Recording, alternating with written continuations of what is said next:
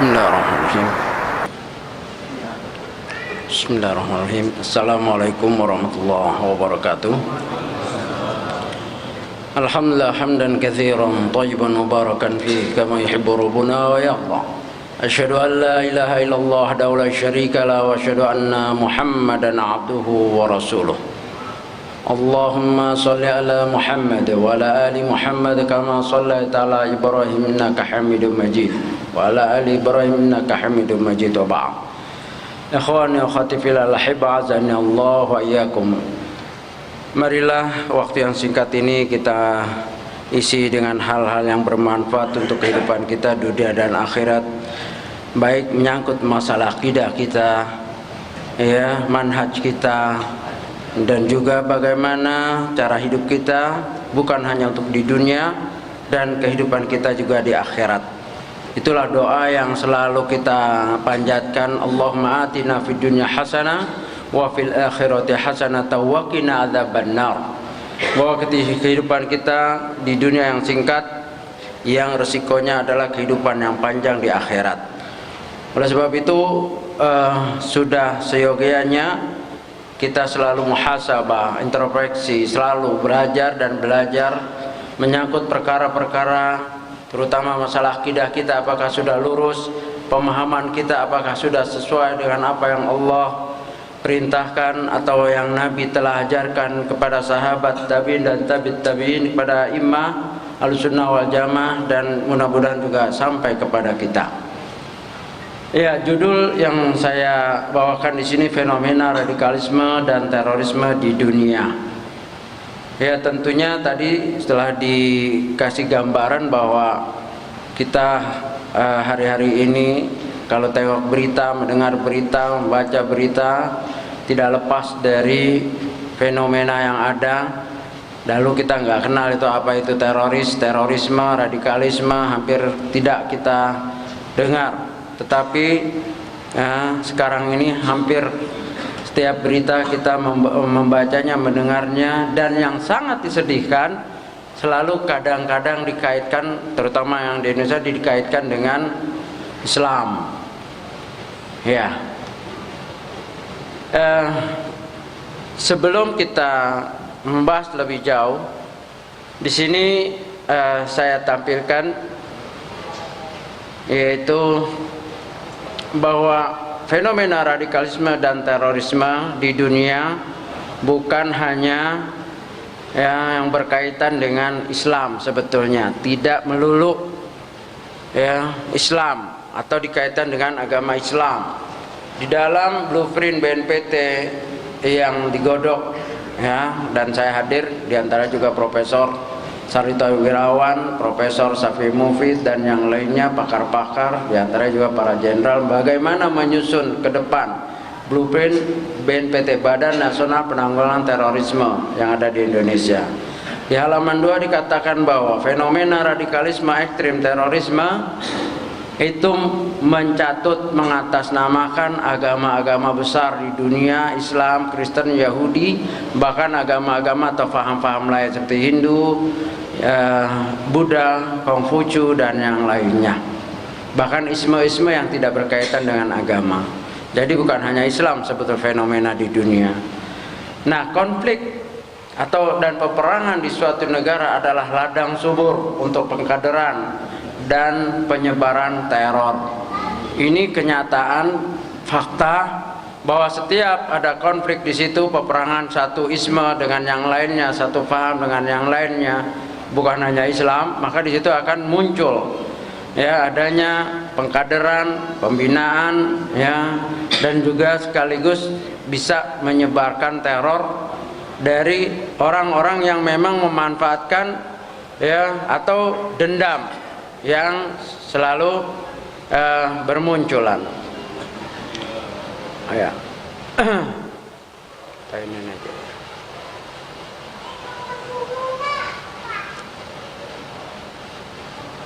Adam.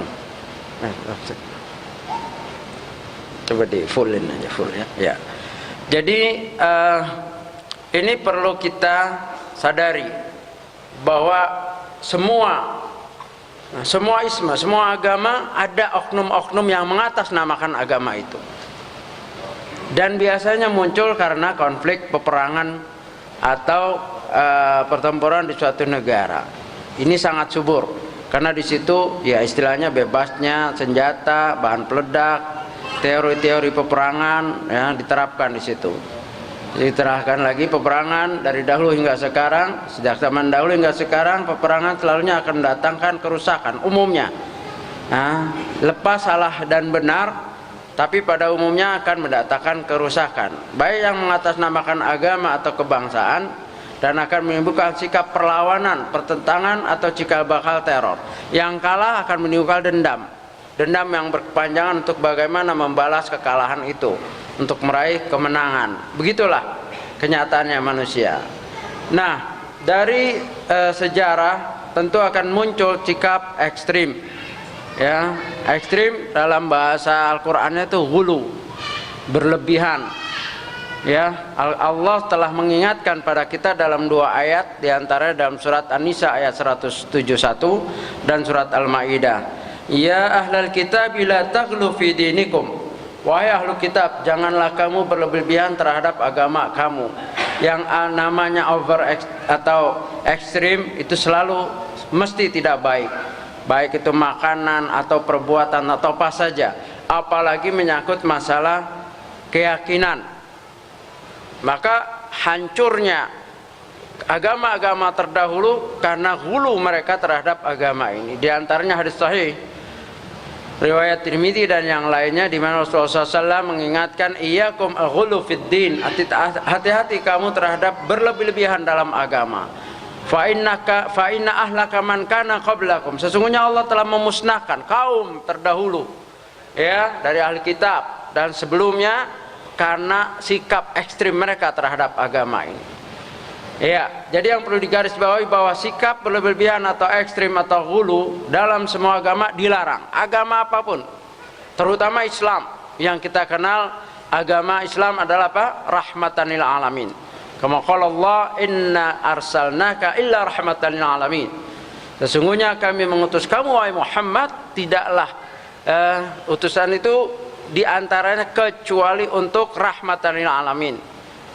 Makanya ketika ada seorang sahabat mengadu bagaimana jahatnya kaum musyrikin, terus sahabat itu mengajukan atau mengusulkan Rasulullah SAW untuk berdoa melaknat mereka. Apa kata Nabi SAW? Bu'ithtu ma bu'ithtu illa'an. Tidaklah aku diutus untuk melaknat. Akan tetapi apa? Bu'ithtu liutammima makarimal akhlak. Aku diutus untuk apa? Untuk menyempurnakan akhlak. Jadi dasarnya Islam adalah rahmatan lil alamin. Bahkan kalau kita kumpulkan ayat-ayat banyak yang melarang membunuh manusia begitu saja.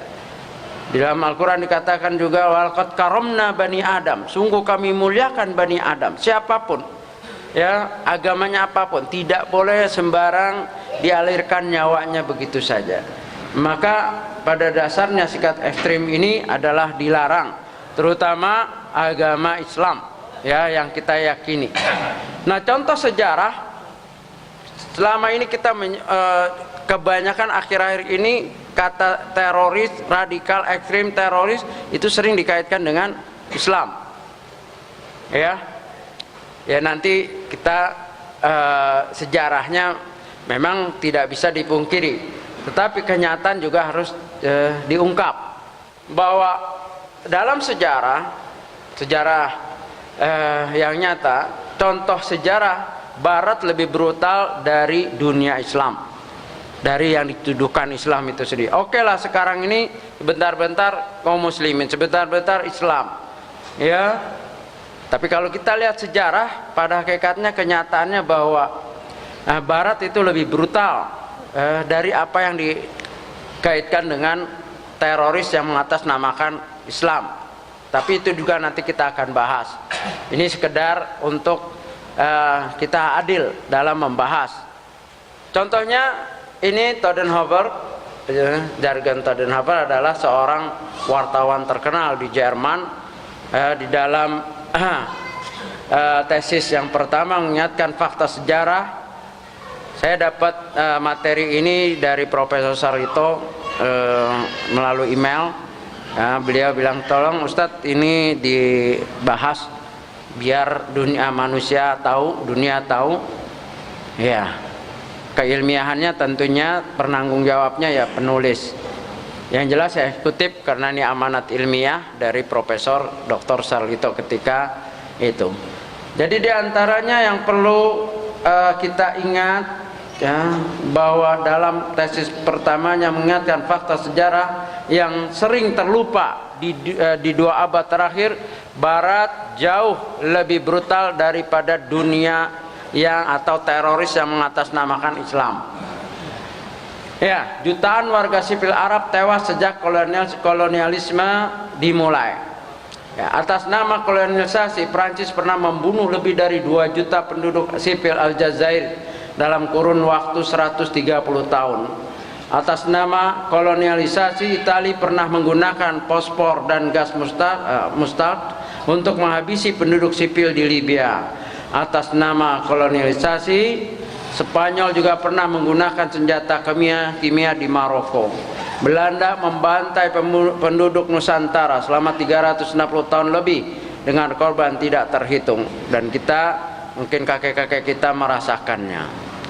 Nah, ini jarang terungkap atau jarang dibicarakan, apalagi sekarang ada ya saudara-saudara kita yang kurang sabar di dalam memperjuangkan Islam ini, sehingga dia menganggap perjuangan Islam itu harus dengan balas kekerasan dibalas kekerasan, pembunuhan dibalas pembunuhan, bahkan bom dibalas dengan pengeboman. Nah, itu nanti kita bahas. Sebetulnya negara yang dibentuk dengan negara yang dididikan dengan teror, pengeboman dan penculikan, pembunuhan adalah negara Israel. Itu lihat perjalanannya Benyamin Netanyahu dan yang lainnya. Yang matanya satu itu maaf itu siapa namanya? Musa Dayan. Itu sejarah telah membuktikan bahwa Israel dibentuk dengan teror. Maka teroris atau radikal ekstrim ini bukan dari Islam, ini dari kelompok-kelompok non-Islam. Adapun ada sebagian kaum muslimin yang memang menempuh cara itu, dan ini bukan baru, ini telah disyaratkan oleh Rasulullah SAW 1437 tahun yang lalu, yang disebut dengan kaum Khawarij. Ada 15 riwayat ya, yang tidak mungkin waktu yang sempat ini kita bacakan hadis-hadisnya semua. Di antaranya hadis sahih Bukhari Muslim an Sa'id al-Khudri, di mana Rasulullah SAW sedang membagi ghanimah, datang seorang laki-laki yang bernama Dzul Khuwaisir At-Tamimi. Kemudian dia laki-laki ini menegur Nabi, "I'dil ya Muhammad, hendaklah engkau berbuat adil wahai Muhammad, innaka la ta'dil, kamu belum berbuat adil wahai Muhammad." Wa Nabi sallallahu alaihi wasallam berkata, "Wailak, celaka kamu. Faman ya'dil, siapa yang bisa adil? Idza akun lam a'dil, kalau aku enggak adil." Bayangkan Rasulullah SAW ditegur oleh seorang yang bernama Dzul Khuwaisir At-Tamimi. Kemudian dari hadis ini berkembang hadis-hadis lain. Kata Nabi SAW, ya, saya khruju, akan keluar dari sulbi orang ini kaumun, satu kaum yaqra'unal Quran, mereka akan membaca Quran, mereka penghafal Quran, pembaca Quran.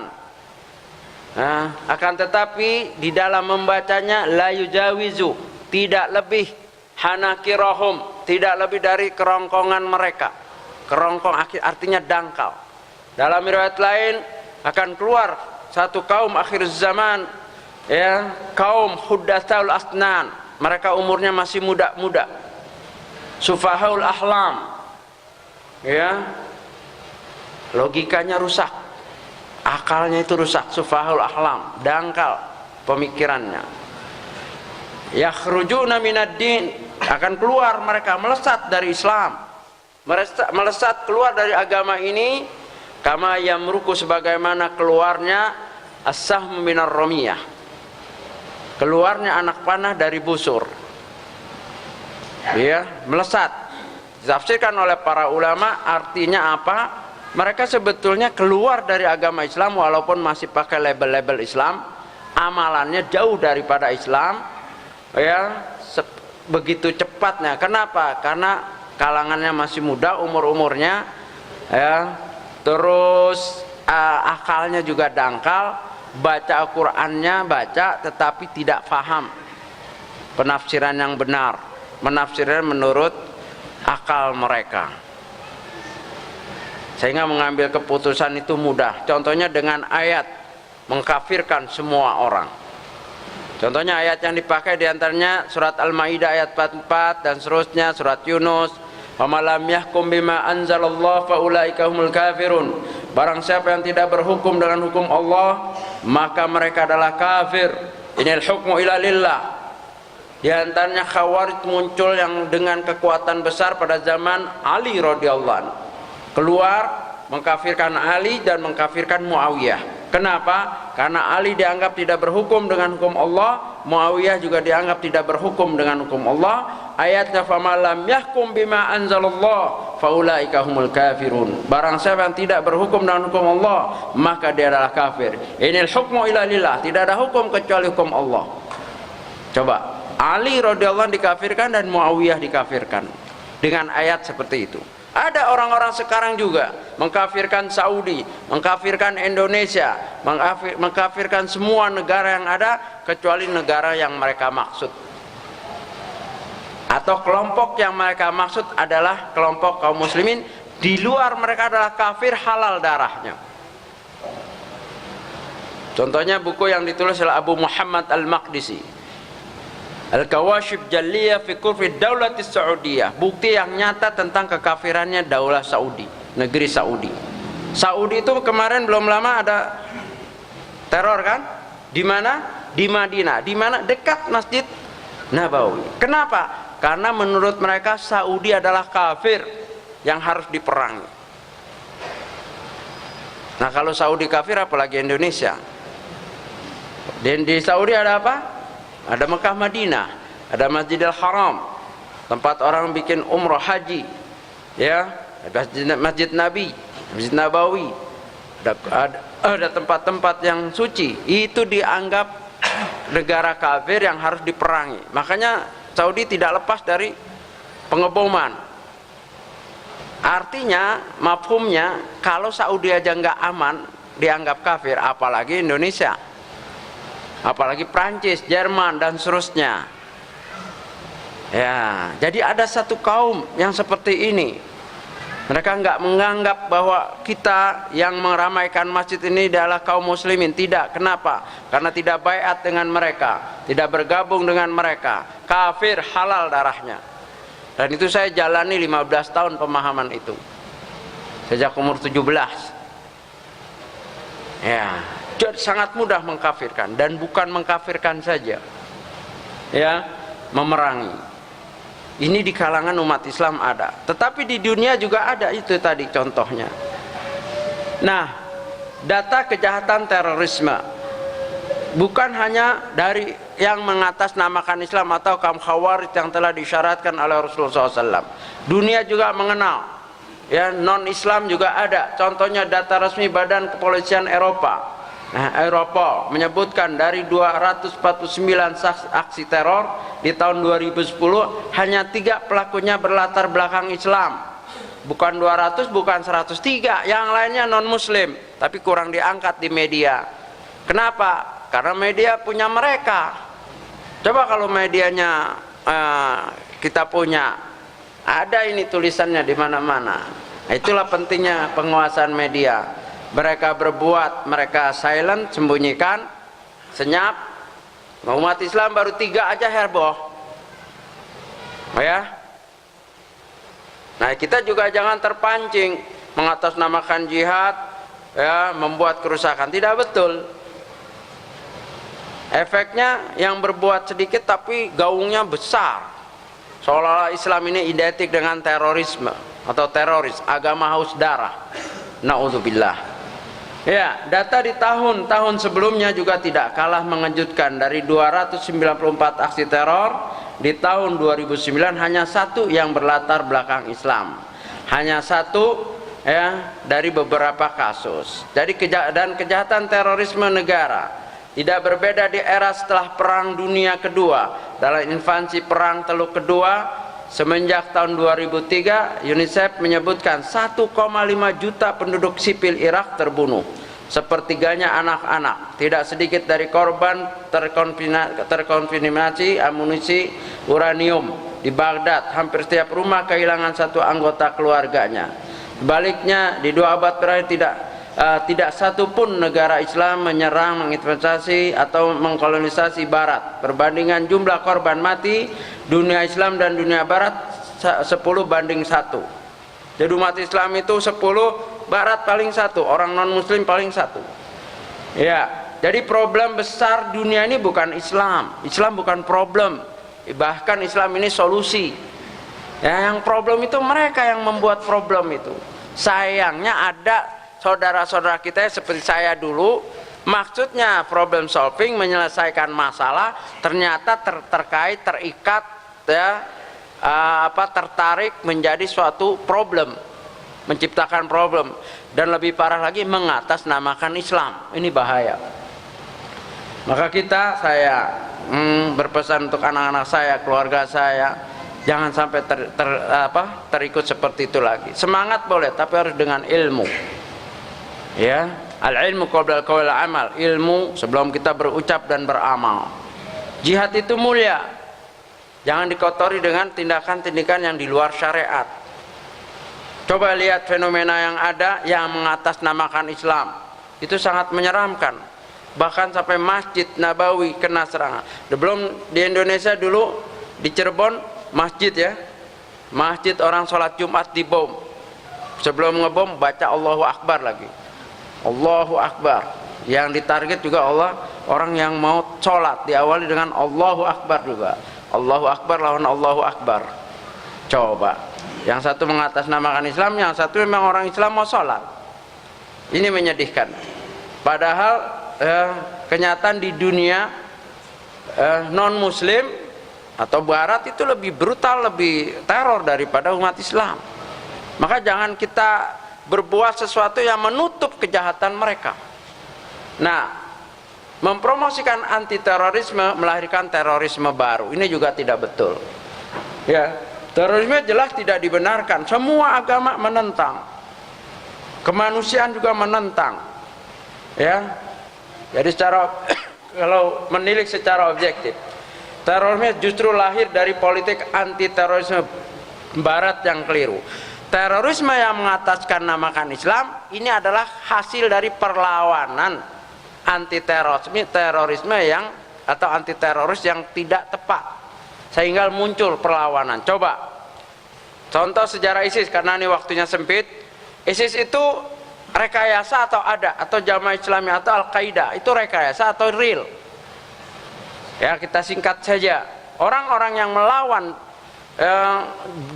atau arogansi negara-negara besar seperti Amerika, Rusia, itu muncul dengan gerakan yang akhirnya dikatakan teroris, padahal mereka juga melawan teroris negara. Contoh Rusia menyerang Afghanistan dengan sekian kekuatan, membunuh begitu banyak, ya, sehingga timbullah perlawanan. Saya salah satunya yang saksi sejarah mengikuti itu. Ya, tahun 86 masuk Akmil, Akademi Militer Mujahidin Afghanistan, dengan bendera NII. Orang-orang NII dikirim sana, ratusan bahkan ribuan. Melawan, bagus awalnya itu, hanya melawan Rusia. Makanya ketika itu kalau kita buka di media, ya, di majalah-majalah terkenal, Times dan seterusnya, BBC, NZ, semua itu menyatakan mujahidin melawan Rusia. Nggak ada teroris melawan Rusia.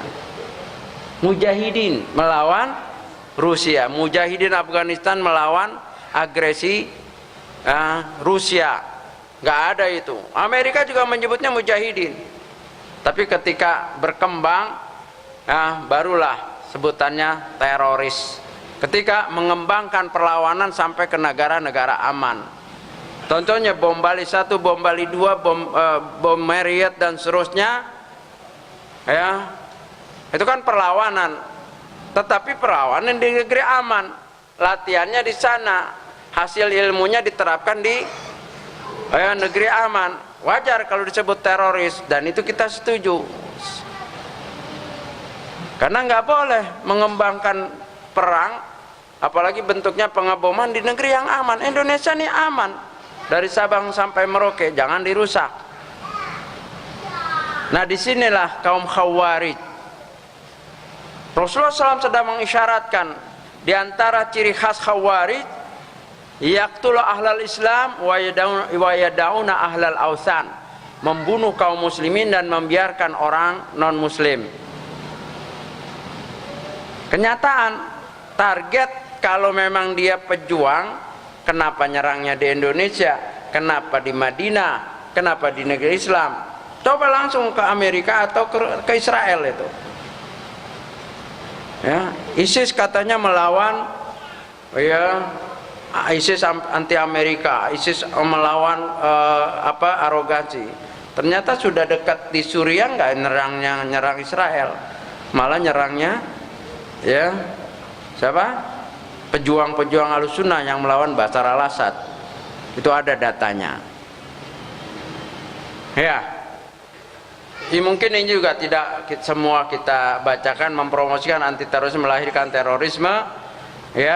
Tadi dikatakan bahwa seorang pemuda muslim, tulis Todenhofer, yang secara rutin memantau berita di televisi atau di mana itu tentang situasi bagaimana tahun demi tahun akan situasi di Irak, Afghanistan, Pakistan, Palestina dan tempat lainnya, di mana perempuan dan anak-anak menjadi korban dan seterusnya. Itu kalau dia tidak sabar, dia akan mengadakan perlawanan. Alhamdulillah yang bentuk perlawanan kekerasan itu hanya sebagian saja, termasuk saya dengan teman-teman saya dulu. Sebagiannya alhamdulillah ngaji benar, terarah, sehingga tidak emosional, tidak mudah. Memang kita harus melawan kezaliman, tapi bagaimana perlawanan yang benar? Nah, ini perlu kita bekali. Kalau saya dulu bergabung dengan orang-orang seperti itu, memang mengadakan perlawanan, tetapi tidak benar. Masa yang dibom di Bali, Bali 1, Bali 2, Marriott, bahkan masjid, itu apa? Nah, di sini perlu ilmu. Makanya kaum Khawarij, kata Nabi SAW, yaqra'unal Quran, mereka baca Quran, tapi nggak lebih dari kerongkongan, artinya dangkal pemahamannya. Jihad, ayat jihad ada kan di Al-Quran, ditafsirkan seperti itu. Yang terakhir jihad yang atas, kata mereka jihad itu yang di kemarin bom di Solo, yang polisi yang kena. Terus menafsirkan jihad dengan mengadakan pengeboman yang ada di Madinah. Menafsirkan jihad dengan mengadakan pembunuhan yang di Iris itu, yang di Prancis. Itu yang kena orang anak-anak kecil yang sedang nggak ada urusannya dengan perang, kaum wanita, kaum yang lagi sedang santai, walaupun itu orang kafir, nggak boleh. Tadi ayatnya jelas, walaqad karamna bani Adam, sungguh telah kami muliakan bani Adam. Nggak boleh dibunuh begitu saja. Orang kafir saja itu bersyarat. Kafir harbi, kafir yang memerangi, baru yang boleh dibunuh, yang diperangi. Ada kafir mu'ahad, kafir yang terikat dengan perjanjian. Kafir musta'man, kafir yang dijamin keamanannya, nggak boleh. Kafir dhimmi, kafir yang bayar upeti atau pajak, nggak boleh dibunuh. Barang siapa yang membunuh kafir dhimmi atau kafir mu'ahad, lam yarih, dia nggak akan mencium baunya sorga, wanginya sorga. Itu hadis. Orang kafir itu, apalagi orang Islam. Barang siapa membunuh satu jiwa, maka dia seperti membunuh manusia seluruhnya.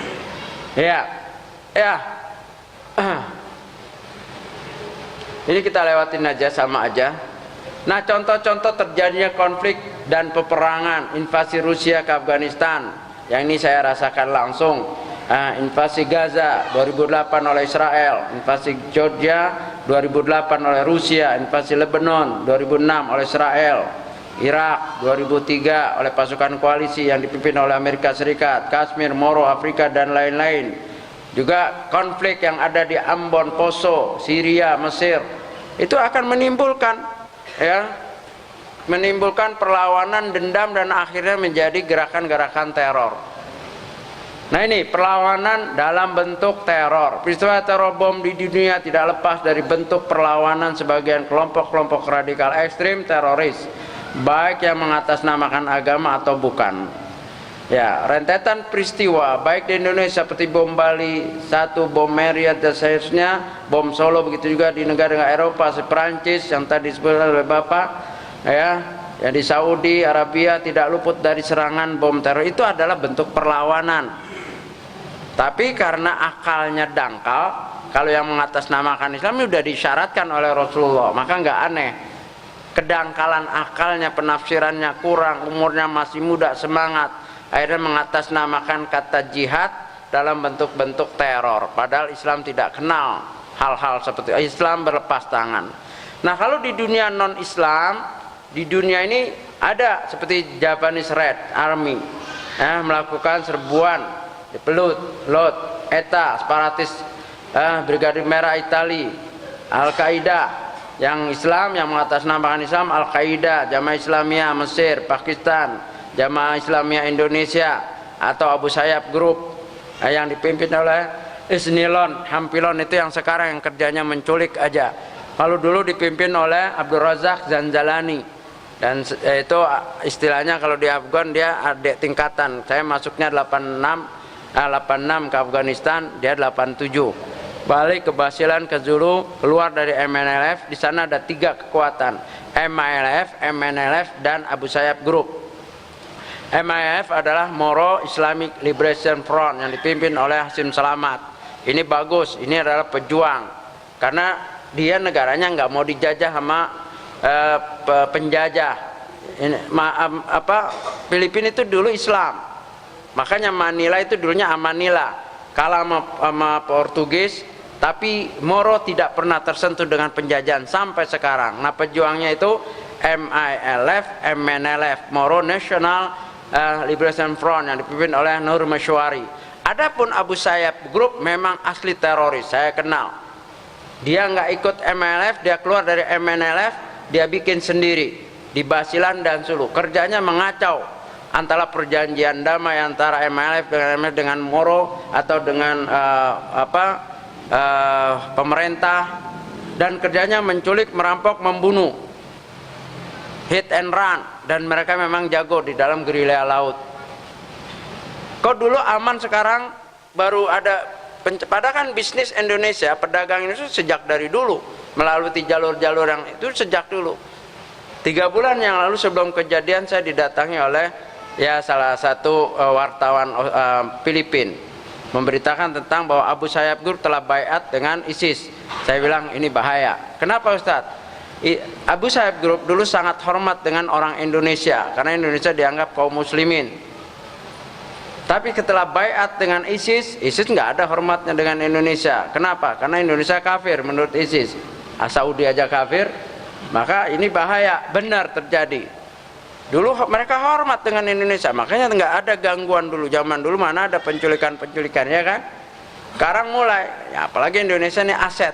Kemarin di daurah Syekh Sulaiman Ruhaili mengingatkan kepada kita, hati-hati Indonesia. Indonesia ini jauh dari Amerika, ya, jauh dari negara ini, sangat empuk, apalagi mayoritas kaum muslimin, ya, dan mayoritasnya kualitasnya beda, ya, kuantitasnya oke, kualitasnya prihatin.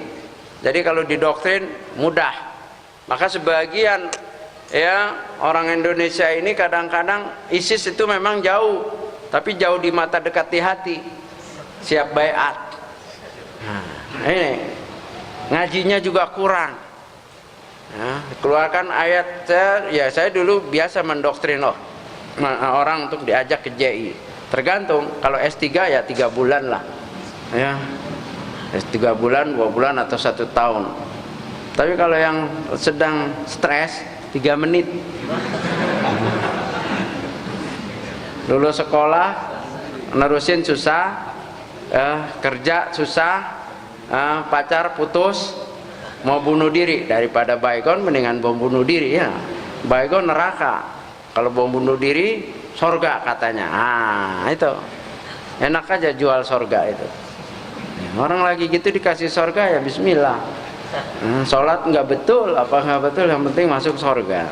Kasih dalil-dalilnya. Itu 3 menit. Kalau mau coba setelah ini silahkan. Ya.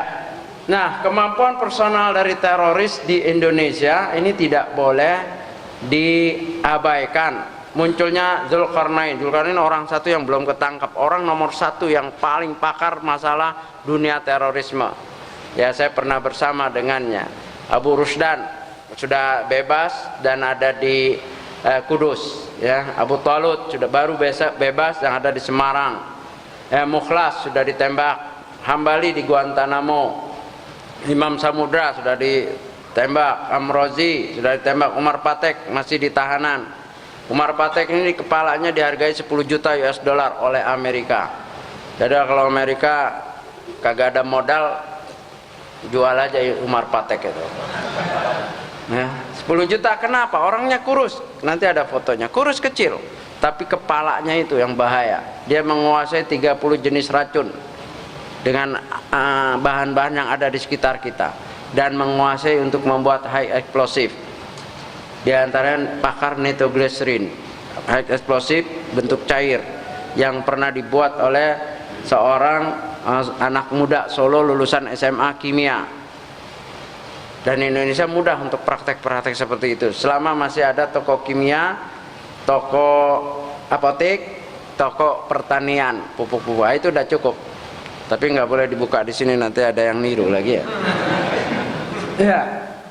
Nah, generasi penerus Abu Omar Santoso yang baru ditembak alias Abu Wardah, Nurul Haq, Abu Robban, Bahrun Naim, Aman Abdurrahman dan lain-lainnya.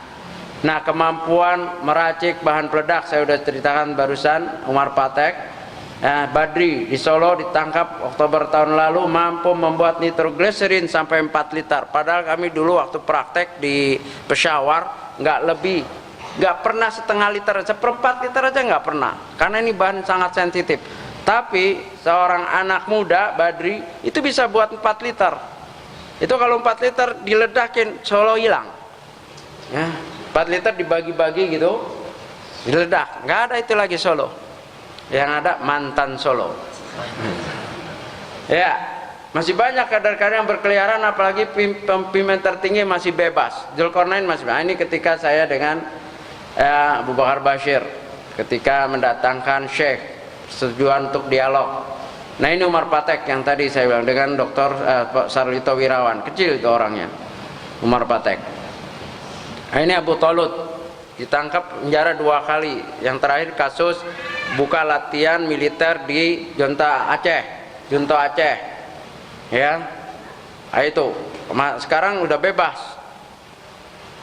Ini kemampuannya 10 tahun belajar kungfu. Jadi kita self defense itu 25 senjata udah lulus dia. Dan pintar membuat bahan peledak.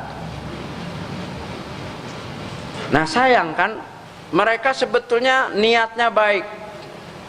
Untuk menjaga kewibawaan umat Islam, melawan arogansi kejahatan Amerika dan Rusia. Tapi dalam Islam tidak cukup niat baik. Makanya amal soleh itu al-ikhlas was-shawab.